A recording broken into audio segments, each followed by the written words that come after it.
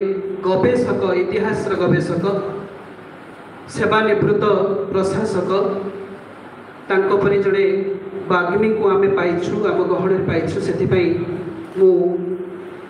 कृतज्ञता जनाऊँगी धन्यवाद जनाऊँगी जे असुस्थता भितर रही से अनेक समय आम सहित सांग दियंती एवं सहित आसिक छिड़ा हुंती आम सहित बसंती आम सहित बौद्धिक चर्चार से अनेक भाव आमको सहयोग करती तेणु आज ये कार्यक्रम में मुझे अभिनंदन जनाऊँगी स्वागत जनाऊँगी मु स्वागत जनइबी आमे जहाँ को मुख्य वक्ता भाव आज ये कार्यक्रम में पाइछु सी होती आम परिवार लोक आम महाविद्यालय जड़े वरिष्ठ प्रोफेसर डॉक्टर जितेंद्रनाथ पट्टनायक महोदय मुझे अभिनंदन जनाए एवं एक कथा कही रखे जदियो सार विज्ञान छात्र विज्ञान अध्यापक किंतु साहित्य रही रुचि रही साहित्य मनस्क मनीष एवं साहित्य बाग्मिता होकर परिचय तेणु ए सम्मान को ये जो उद्घाटन उत्सव को आम पाइछु से धन्यवाद जनाऊँगी कृतज्ञता जनाऊँगी आम सहित आम ये कार्यक्रम प्रच्छद नायक आम अध्यक्ष प्रोफेसर अजय कुमार त्रिपाठी महोदय जी कि असुस्थता भितर रही दीर्घ आम देखु 5 दिन है सी पारासीटामोल खाऊँ काम कर राति 2टा पर्यंत आम सहित रोच तेणु सार को धन्यवाद जनइबी कृतज्ञता जनइबी सी आमको साहाय्य सहयोग शुभेच्छा सदिच्छा जहाँ कहुपे ये सबुरे जदि सी आम सहित न थाते ताहले हुए तो एमती गोटे कार्यक्रम करने आम निश्चित भाव प्रयास कर मु स्वागत करी प्रोफेसर स्नेहप्रभा पंडा महोदय को सी होती आमर 2 दिन आम समय नहीं 2 दिन में सी होती संयोजिका तांकर आरंभ एवं शेष पर्यंत भूमिका को थे अभिनंदन जनाऊँगी एवं सभापति अनुमति क्रम मु ये कार्यक्रम को आग को बढ़ाई नापी मु संयोजिका प्रोफेसर स्नेहप्रभा पंडा महोदय को निवेदन करी से उद्घाटन उत्सव आद्य कथा रखिए धन्यवाद।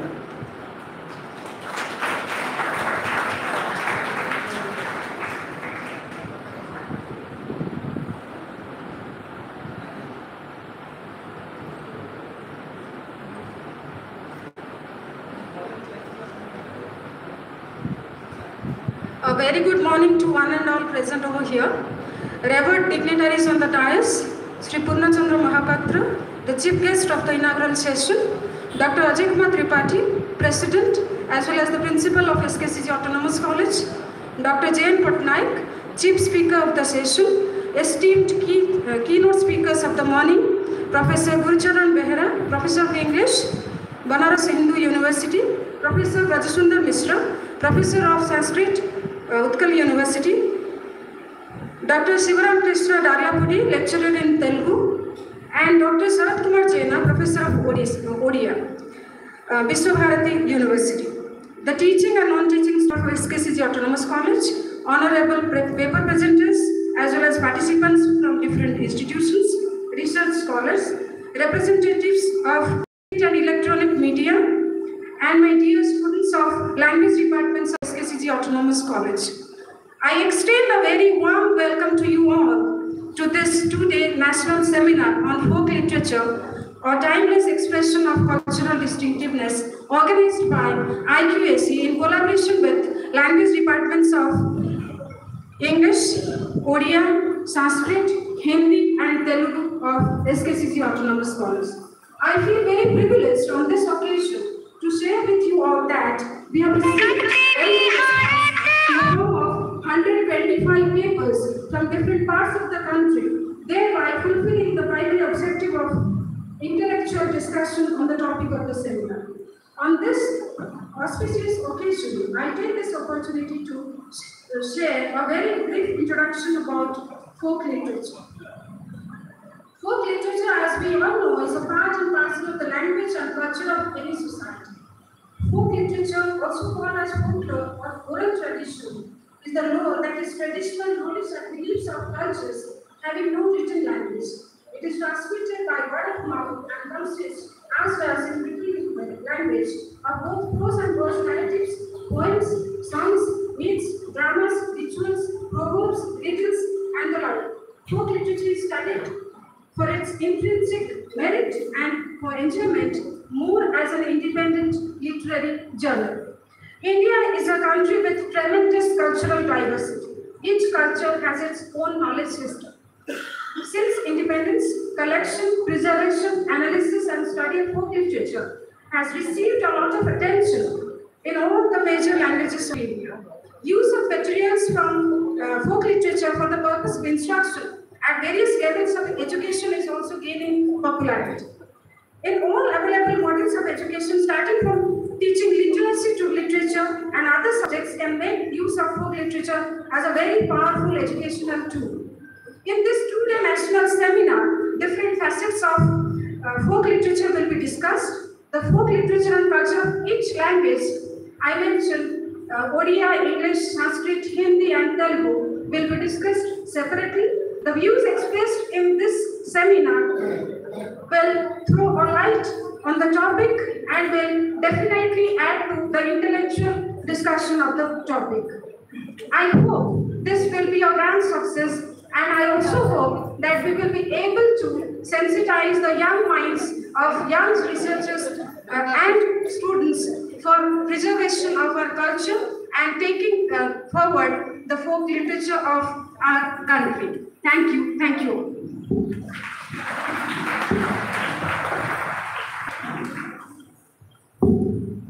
धन्यवाद मैडम सतरे समय आसी आम लोक साहित्य को बुझापी ताको संरक्षण करने एवं आम उत्तर पीढ़ी निकट में पहुँचाई आमर ये प्रयास निश्चित भाव में आम उत्तर पीढ़ी मानक सहयोग कर जानिबा एवं जनइबा कथा रखिब एबे समय आसी आम मुख्य अतिथि को मंच को निमंत्रण करिवार मु आम गहन थिबा आम मुख्य अतिथि श्रीजुक्त पूर्णचंद्र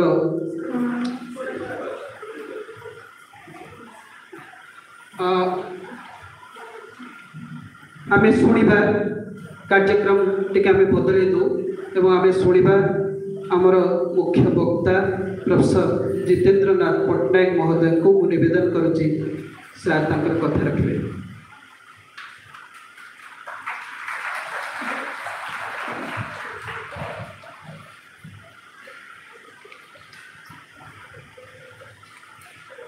Thanks a lot, Dr. Chandra Das, Madam Sneha Panda, for introducing me in such beautiful words. Esteemed dignitaries on the dais, the culture icon of this land, Sri Purnachandra sir, our principal in charge, Dr. Tripathi, our other colleagues present of the dais,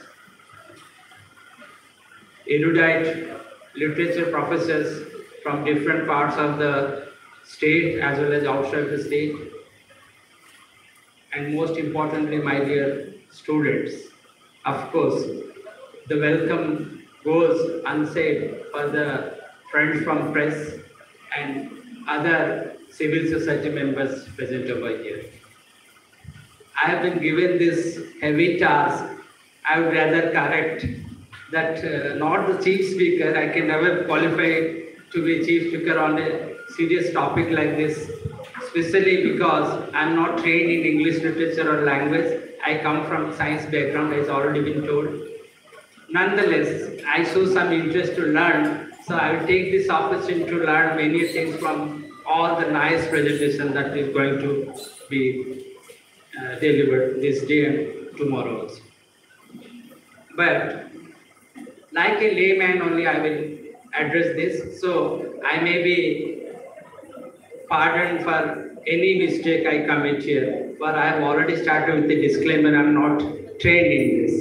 simply a passion to learn something like any other students. I ventured to this and I said yes to. Not a chief speaker, but simply inaugural address I will give in my own way. For any definition, because the moment you get down to the word definition, it will be really difficult. The word is CULTURE word. I'm really scared of this because it is deceptively simple. Like my university days, I used to talk about Old Men and the Sea.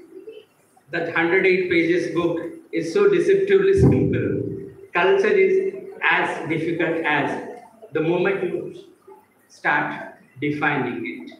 So definition part I will leave to all the erudite professors. Analysis also partly I will leave. Only I will touch upon superficially, as I told you, what I have understood and what might interest you all of you. So the main theme as goes the folk literature and the tagline. I was discussing to Professor Siddhavardhan Mishra sir and Guru sir, we met in the morning. The moment we talk about literature, we are dealing with the final product of a culture. So a culture is known by its products.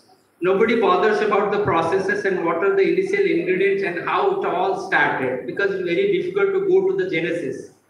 What we literature term it as hearts, HERTS. I call it epicenter of any culture. So since they have zeroed in into the literature part of it, I would rather make it more relatable to all the students specially present here, like I am also a student. It will be folk tradition of which literature is definitely a more concrete part. People talk about literature, but that ultimately is the codification of the experiences of the people of that particular culture. All the established societal framework, whatever it recognizes, the belief systems, the values, the morals, the norms, the folklore, the folk traditions, in addition to that, the food we eat, the dress we wear, the festivals we observe, the rituals we follow, everything comes under that word culture. But there is a tendency to I don't know whether there is a word called academicize. I use this word to a professor, then he immediately shouted, there is no such word. Then you tell me, the exercise of making everything academic in a way, is there any word I will be helped out by professors? In that pursuit, very time we tend to compartmentalize the culture concept. Like pop culture, mass culture, the folk culture. Okay? Now, there are so many other cultures as far the classification goes, like the subculture, the mod culture, the up culture, contrary to which we call it as a kind of low culture. But there is no such clear-cut air compartment. Thank you. That airtight compartmentalization is not there, I believe, because it permeates seamlessly into one form into others. So thereby compartmentalizing it as high culture, low culture, subculture, dome culture will definitely do injustice in my opinion, unless otherwise there are clear-cut diagnostic characteristics to assign to certain groupings. So as I told you, as a layman outside the box of academics, I have observed certain things like what our localized, indigenous, homogeneous group evolved through is known as folk culture, as the academicians say, whereas a dominant, larger, heterogeneous group, what they do follow is a pop culture. That is also a very incomplete definition. In addition to that, we have the process of culturalization. I think they are calling it as acculturation. I, as a science student, acculturation to for everything A we add the moment it gets into. So acculturing is an important part of both folk culture and rather expect all the presenters today and tomorrow, they will be dealing with all these processes of folk culture rather than simply writing and reporting in what is already there. Because I, as a science student, believe that what is more important is the whys and hows of what is there. So what we see, we represent it as a culture, but then how it got there and why at all it is still there and how long it will continue, if at all it will not continue, why it won't continue. These are the different dimensions of folk culture or folk tradition. As I told you, I will make it more relatable to the common public. I hope all of you will touch that. Simply because we have to have a better understanding of the hows and whys of the folk culture, then only we can talk about how to preserve, conserve, or somehow enrich the existing traditions, and if at all possible, will help it grow. So in this connection, I wanted to pick few popular elements that has permeated, as I told you, across the culture, say from folk culture to the popular culture and popular culture back into folk culture. I call it as culture diffusion. Not only I, because I read it that way, culture diffusion is the portmanteau of the diffusing process of different elements of culture, rather diffusion of cultures. So how we call it a folk tradition or folk culture, whether in terms of the literature written, published, or the oral traditions, or the folk tales, folklores, or the folk forms of art, craft, and painting, etc. They all have this element of permeation across. That is called cultural diffusion, to my understanding. And acculturation is a process which starts with diffusion. The diffusion may be a one-way diffusion or maybe both-way diffusion. The moment it is both-way diffusion, that is more accepted as acculturation, but one-way diffusion also has got another term, because you know we all try to give more and more terms, new terms, that is new culturation. Now, the culture, the folk culture, then the cultural diffusion, then comes the pros and cons of the cultural diffusion, one way or two way, then how the acculturation process ends up in new culturation, and then of course, the more contentious issue of cultural appropriation, Although there is a negative connotation to this, but I believe it has become a truth. We have to accept that appropriation is a process of normalization and the ultimate assimilation of different elements. I won't call it as foreign, because what is happening in Polosara Gonja might be foreign to me. What is happening in Pathapatnam in terms of cultural discourses may be foreign to me. What is happening in my Sahi, my Gaudi, my Adda may be slightly different from others. So the where to start and where to limit the concept of foreign is again a big debate. I won't get into that. Nonetheless, I simply selected some elements which can be relatable, which is visible, because as told, there are so many non-material elements of culture which are not visible, which are not tangible, like belief systems, moral values, norms, social customs. Those who are visible to us as end product, only you can talk about, like the food, dressing and all that. So we have to keep an eye on more invisible and intangible elements into this acculturation process, because we unknowingly we are being acculturized. Not knowing, for example, I was supposed to wear blazer today, thinking that there will be a little chill outside. But when I got out, I was really sweating, so I kept away the blazer. Blazer I selected because not it is a part of my culture. For that matter, all the way we wear clothes, they are not our culture.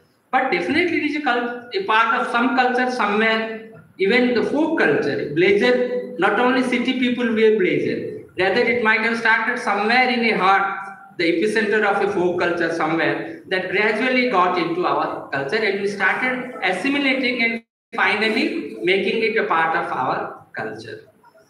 Like that, some elements, like we have in certain folk traditions, I would rather, literature part I will leave to the professors, presenters in today's technical session and tomorrow's technical session. I have simply picked some points in terms of how the folk theatre forms, some of the folk theatre forms, because you cannot touch all the folk theatre forms, some folk song forms, some folk art forms, how from their heart, from their epicenter, they have gradually, sometimes unknowingly and sometimes knowingly, has got into a main culture. That is a way of folk elemental acculturation and assimilation in main culture. In that respect, I have simply selected some slides, prepared some slides, because audio visual will definitely interest to my student. There is no audio, but at least some visuals. So, having given this basic introduction, I will definitely run through my slides. I will take hardly 10 minutes. I have some 20 odd slides. I would like to request my friend Professor Sukanta to please help me out with the.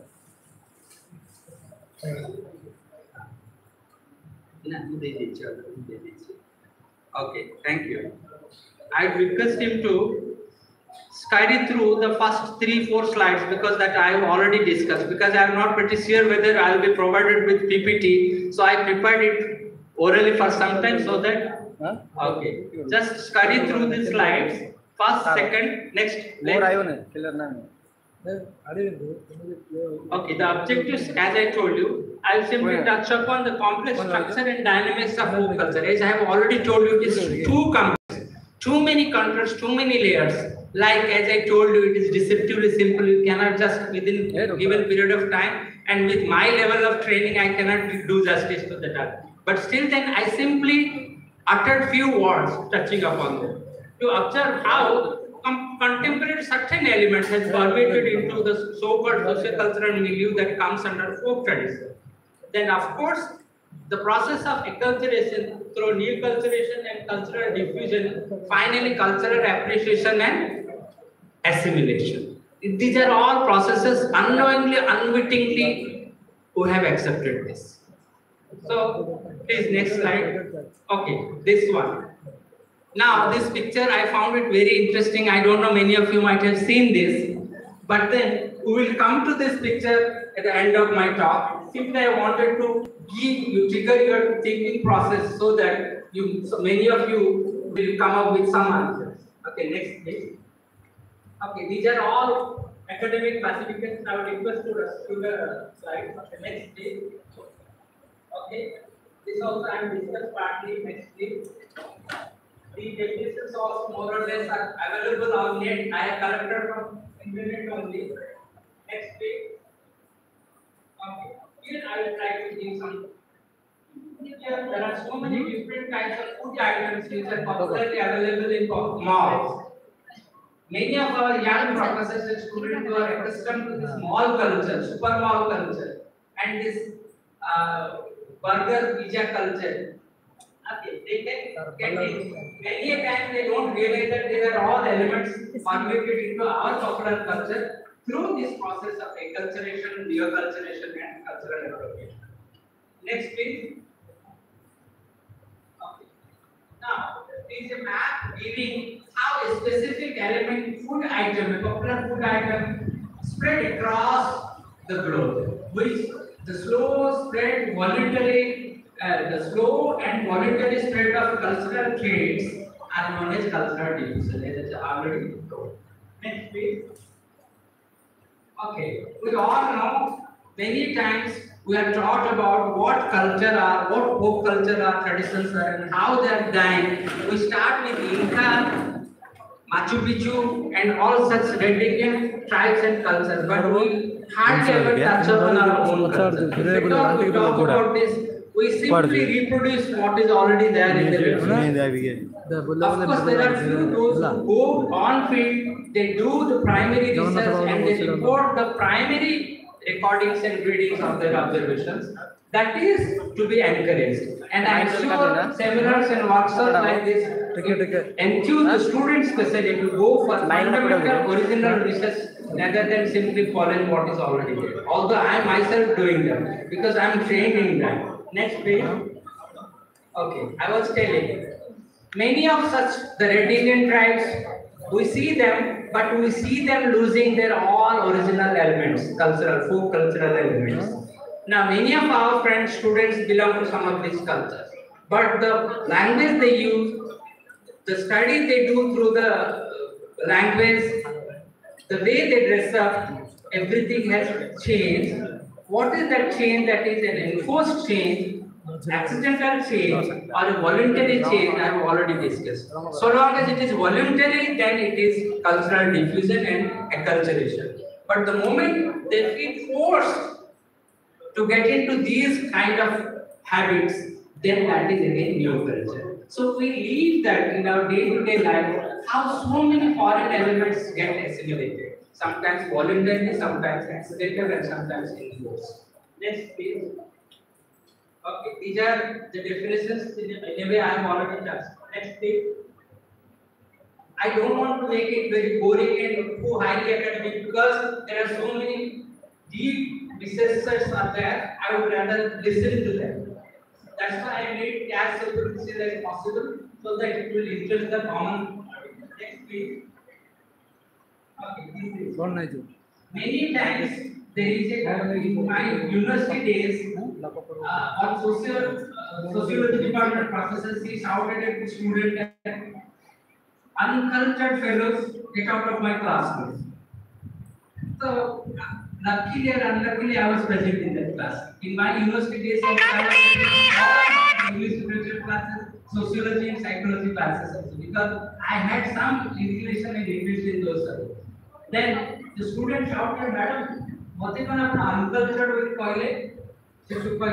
Yes, the way you behave, it seems that you have come from a very uncultured background. So to say, "Madam, uncultured or cultured with a different stuff of the so you will be branded cultured, and if you don't behave this way, then you will be called uncultured.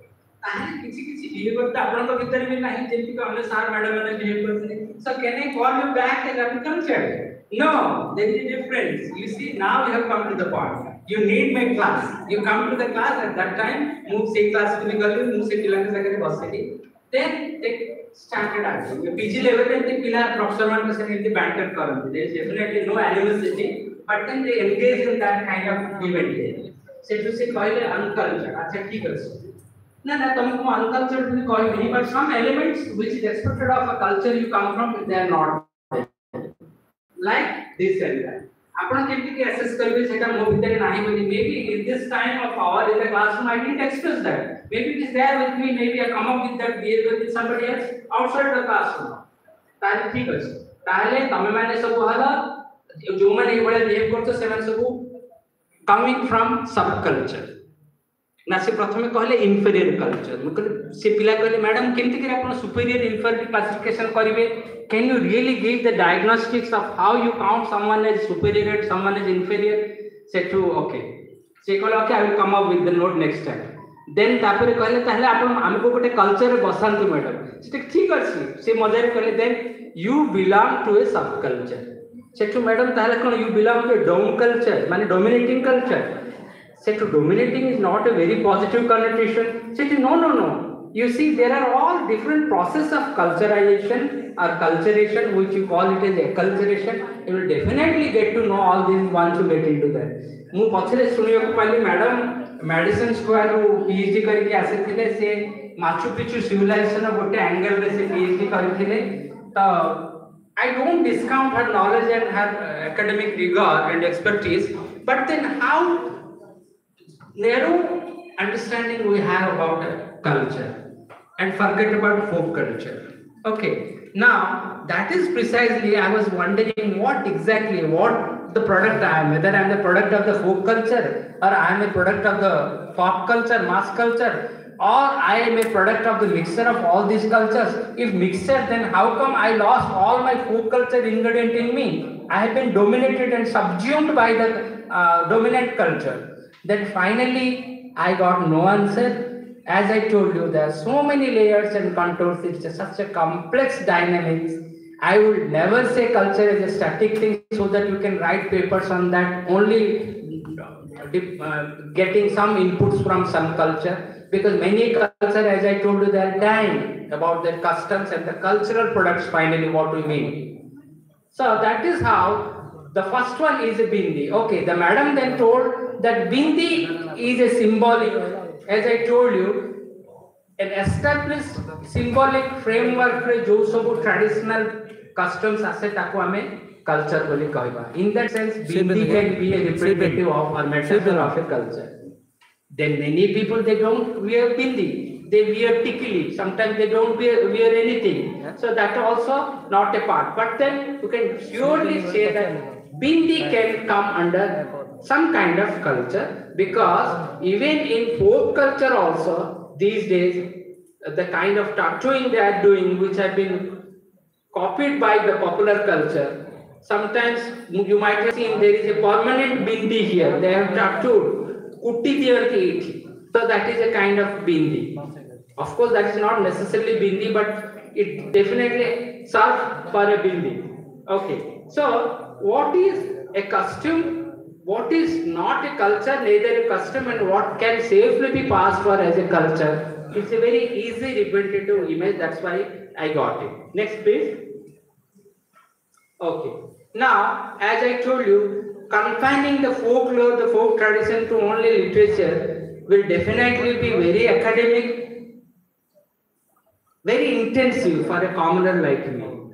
The moment we start seeing the folk traditions in the art, in dance, in any other, in terms of architecture, house design, everywhere that is reflected, if we start categorizing them and start doing specific field research on that, I think you can definitely do more justice. Next, please. Power 9. Okay. Okay. The burger example. Okay. Now, since many Indians, especially believing in Hindu customs and culture, they don't take beef or pork. Most of the burger are hamburgers, the red meat burgers. So our indigenous ideas have assimilated the burger culture and transcultured into a vegetarian burger that we all know. Even now, if you go, we can order for a vegetarian burger. That concept has finally got into many centers of America, which is even in Germany, where the whole concept of burger started. There also there are outlets where you can order for a veg burger.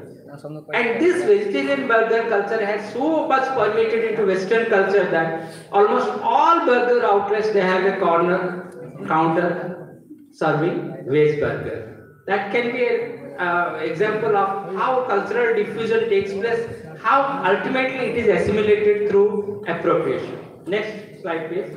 Okay. As I told you, simply I have touched some points. Most of these folk theatre forms, they are dying. Many of us we know. Luckily, I got one Dhanu Jatra slide there also. Otherwise, you can see, I know many of you already know about Tamasha folk dance form, folk theatre form from Maharashtra. And Pandavani, you might have seen her. But then some other like Povada, Kotu, their Bhavai, these are all pretty new to us. Yakshagana has been made popular through Mumbai movies. Recently, last year got the Yakshagana, I don't remember the man who got National Best Actor Award. The entire movie was based on the life of a Yakshagana artist. Next slide, please. Okay, popular music. We know folk music like Baul. Baul is a folk music exclusively from Bengal region. But then that has permeated into so many arenas of folk life, like Bollywood music. You can, S.D. Burman, Sachin Dev Burman, he started popularizing Baul style of singing into popular Bollywood music. But then these days, bearing a few patches here and there, Baul singing as a tradition is almost dying. Like Mand. You all know Mand has ultimately got higher rank as a classical raga. From its folk origin, the folk hats are being given a classical status. Mand is one of the Hindustani classical rags these days. Now the other forms like, you see, the Jhelian from Nagaland and then Bhavgit from Karnataka. I do not know, I never heard about Bhavgit as a folk music tradition, but then I searched through internet and I got what I have been singing myself many times. In our Sugama Sangita, Odia also we used to sing, Hindi Bhav Geet, they all, this style is originally a folk style, I didn't know. So unknowingly, unwittingly, we have been living those elements of folk tradition and folk culture. Next please. I have very few, 5-10 slides left. Okay, how social media is penetrating into shaping of the folk cultural contours, and more importantly, it is helping out the process of acculturation, neoculturation and cultural appropriation. YouTube is a big phenomenon, everybody knows. The rural people may not be knowing how to make use of internet and how to cite for a certain subject, because many times they don't need. But nonetheless, they use YouTube. You might have seen in Reels, Shorts, TikTok and all that, they are doing some folk music and they are enacting and they are uploading a video. So in a way we get to know that this is a kind of folk dance or music culture. Culture jamming, you all must be knowing, because many English literature students, they are doing MPhil dissertation and some research on these lines. Social media has come up with a new avenue for folk tradition research. Next please. Okay, I will rush through. Okay, this is what I was telling. You see, the onset of internet and the smartphones, of all the smartphones purchased as per the last 22 data, near about 35% of the smartphones are purchased in rural areas. Rural means the remotest of the areas of India. Okay, that means definitely this has got handy, and as I told you, this is a popular element of popular culture is gradually permeating into folk life and rural life, and gradually it has become a day-to-day part and parcel of their life. Next please. Okay, now what Bollywood is doing, are they really doing any justice to the folk art forms, or simply they are distorting? There are so many contradictory opinions.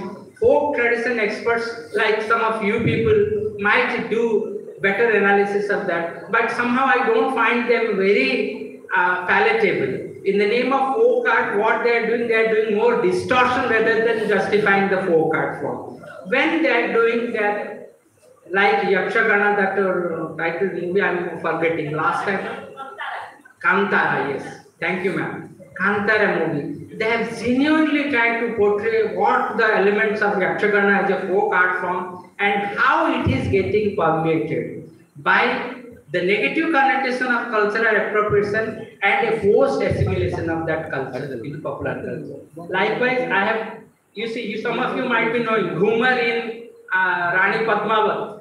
Then my young student must be knowing Jab We Met movie, Nagada culture. Then this is of course Garba, Gujarati folk dance form. Then the Lavani dance by that Bollywood actress Priyanka and I don't know the other guy. And of course Rauf is, many of us do not know, it's a folk dance art form from Kashmir that was projected in the movie Kashmir, I think, Kashmir. But I wanted to get your notice on those two slides, the extreme right corner, the one in Chennai Express, maybe Shah Rukh Khan and Deepika, they claim it to be Kathakali as a folk dance form. You see what that is, the level of understanding of our pop culture experts. Kathakali is a pure classical form of dance. Even Mohiniyattam, Kalaripayattu is also they claim to be classical. Of course, Kalaripayattu is a martial art form. At best, you can ascribe it to a folk culture, but definitely not Kathakali, but dance. So this is a kind of clear distortion. And most importantly, Bhulu Bhulaiya, you might have seen the extreme middle one, right middle one. Bhulu Bhulaiya, that they claim that the folk dance form of Odissi is portrayed in this. The experts in popular cine genres they are lighting.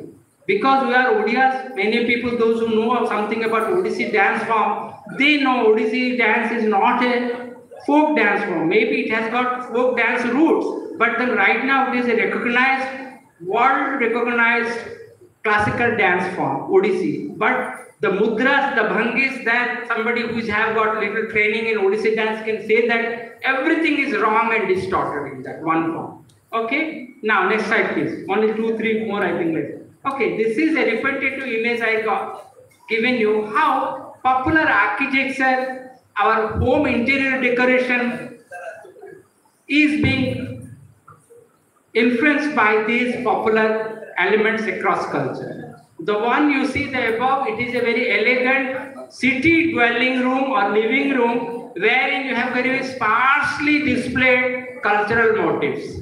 Whereas the lower one I think some of you can recognize, it is my own living room in Parlakemandi, the government quarter. You see how it is stuffed with whatever little things I got. There we have got many cultural motifs which clearly represent the folk way of life, you can see. That is how the ultimate melting pot of all these cross-cultural elements in our very rural background. Next please. Okay, these are the very few cultural motifs that got into my living room. The first one you might have known from Araku, it is a metalsmith work. Then the next one from Shola work from Bengal, Bankura. The third one is you all might be knowing, you might have visited Zirango Buddhist spot, from natural dyes, how they prepare these paintings. Then of course Dokra brass work. Then the extreme right, we have the popular Kathakali mask made up of very soft woods by rural village women. And the center, of course, our own horn work from Parlakemandi. These are all folk art forms, folk craftsmanship. How much you are doing to highlight it, how much you are doing to mainstream it. Of course, it's very difficult to mainstream. As I told you, you cannot force people to accept these elements into your own cultural assimilation process. Next, please. Okay. Now, threats we already discussed. It all depends on where we draw the line, where we enforce, where we encourage, where we promote, where we accept. All these layers will help grow, sustain not only the folk culture but overall any cultural element that are healthier for our next generation to come. Next, please. Okay. In the first slide itself, I asked you, see the extreme light. You see the painting is, everybody knows it is a Madhubani painting, looks like he has given, collected such specific art forms. How the rural women engaging in these folk art forms have come up to spread COVID-19